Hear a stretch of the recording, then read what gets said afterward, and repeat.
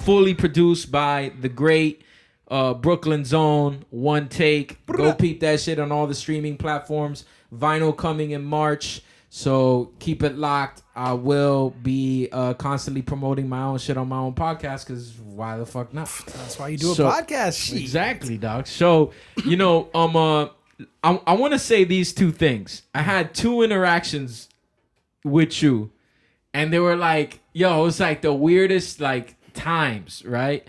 So the first one happened.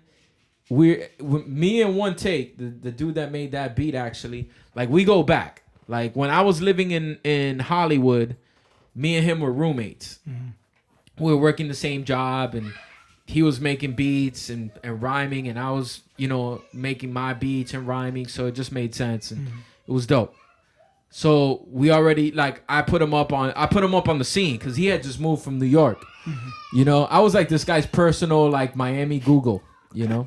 So basically I had this girlfriend at the time, dog, and fucking we were like close to breaking up. Like I think it was even like my birthday weekend, and it's fucking terrible. It was like the worst shit ever, bro. You know what I mean? So we go to IHOP. It's the IHOP that's on Hollywood Boulevard. And we're at the IHOP waiting. I know the one. And I see you fucking come in.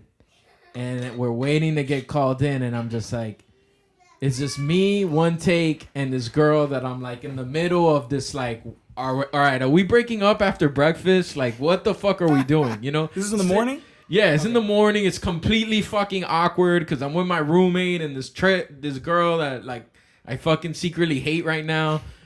And then there you come in and I'm just like, great, dog. This fucker comes in here now. I would like to have a regular conversation with him, but I am not of mind to have this conversation with you.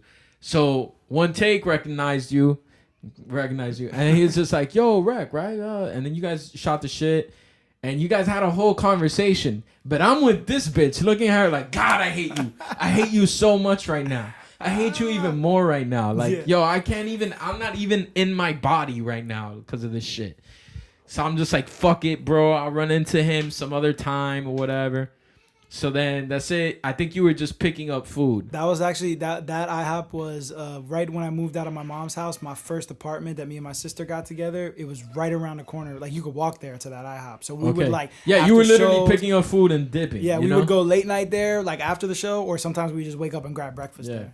So like we're having like breakfast and this nigga's like, yeah, bro, he's doing big things, bro. He's got a track with Razkaz in this. I'm like, yeah, all right, that's good.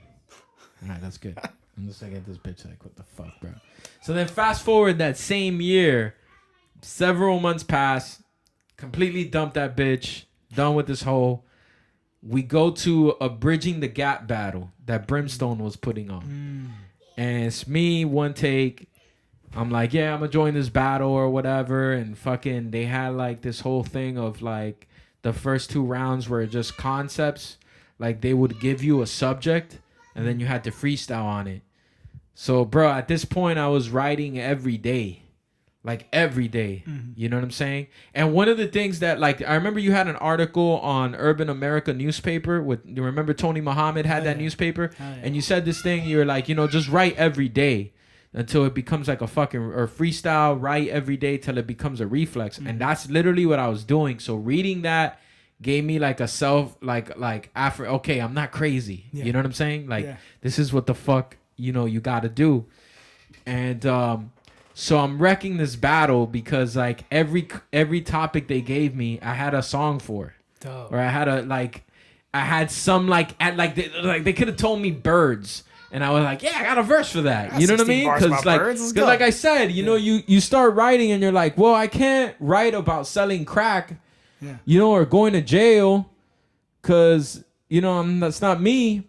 So I have to bro, and in those days, like that era of like, if this was if if basically this whole COVID thing happened in 2002, somebody would have came out with a song personifying a fucking mask. Absolutely. You know, I'm on your face 24/7. Absolutely. You don't like me, but then, They're still doing that shit. You know what I'm Absolutely. But yeah, so I'm there, and then you stop by the battle, but you didn't join the battle. You would just stop by with two of your homies or three. I don't remember exactly. And One Take was sitting behind y'all, and your like the first guy I battled was this guy named Imagery. Okay. And they gave me they were like, oh, here's your topic, the CIA. I'm like, nigga, I'm a conspiracy theorist. What do you want, bro? So I wrecked this shit. And to the point where like it was like the dopest round, and the dude couldn't rap after that, so he just stopped. And then the second time I went up, I wrecked that shit, and fucking your homies, One Take was telling me, he's like, yo, his homies was like, yo, Wrekonize, you got competition, which I'm sure you got that a lot. Yeah. At any battle you went to, when anybody was doing good, you probably had people turn to you and be like, bro, Absolutely. bro, you gotta watch out, bro. Yeah, You know that shit. And then what killed that night was there was a break-in that happened to cars. Like there was a crackhead or some shit. I mean, I say crackhead, I don't fucking know. Yeah. But During the he, event. he ended up breaking into One Take's Nissan Maxima through the fucking sunroof, bro. Through the sunroof. So like the battle was just killed. Like the energy was just like, and then I fizzled out at the last round, like the final or whatever. Oh, so you found out that the car got broken into before the battle ended? Before the battle ended. And it was just fucking, because they were like telling people, those cops outside, and like, oh, there's some break-ins that happened, blah, blah, blah. And we went and we checked, and this nigga's car was just like fucked up. And killed the vibe. Destroyed it, dog. Destroyed it. But yeah, I've had a few nights like that where shit just takes you off your axis, you know, or you're just like not in the right zone, you know? Yeah, man. Yeah.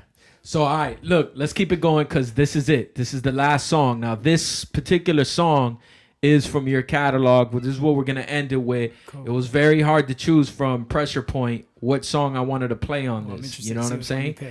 But this one, I think it's very relevant to what's going on nowadays. You know what I'm saying? And I'm hoping we could touch on it a little bit more, and then you know, give the people some more info and say peace out. But let's go. Hey.